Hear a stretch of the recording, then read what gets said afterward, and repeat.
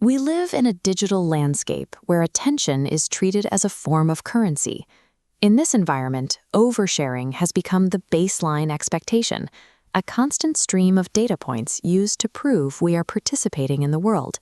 But within this system, there are anomalies, the invisible profiles.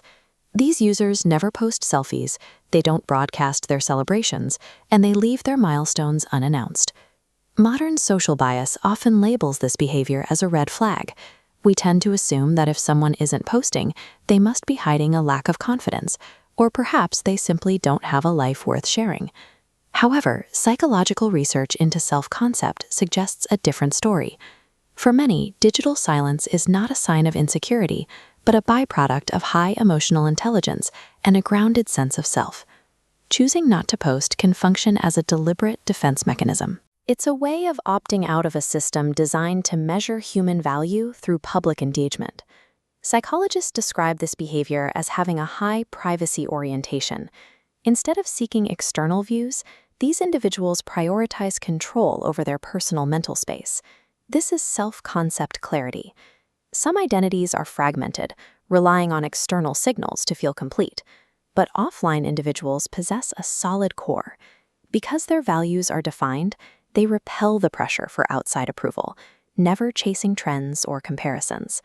This stands in contrast to the validation economy, where a user's sense of worth is often tied to the immediate feedback of likes and comments. When happiness is sourced from within, a person's identity remains steady, regardless of how an audience reacts, or if an audience is even watching.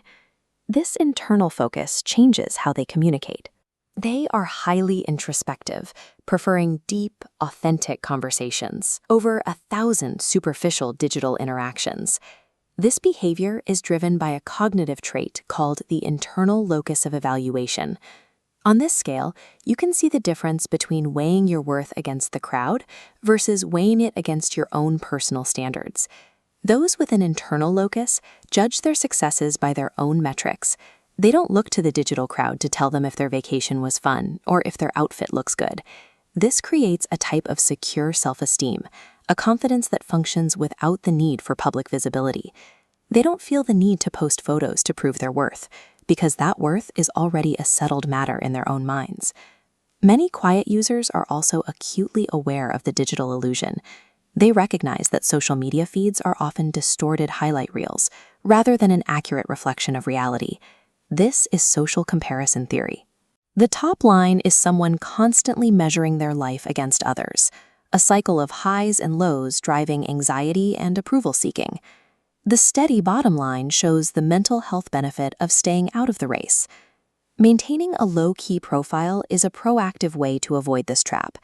It is a defensive strategy that preserves mental energy. In this context, staying invisible isn't about being shy.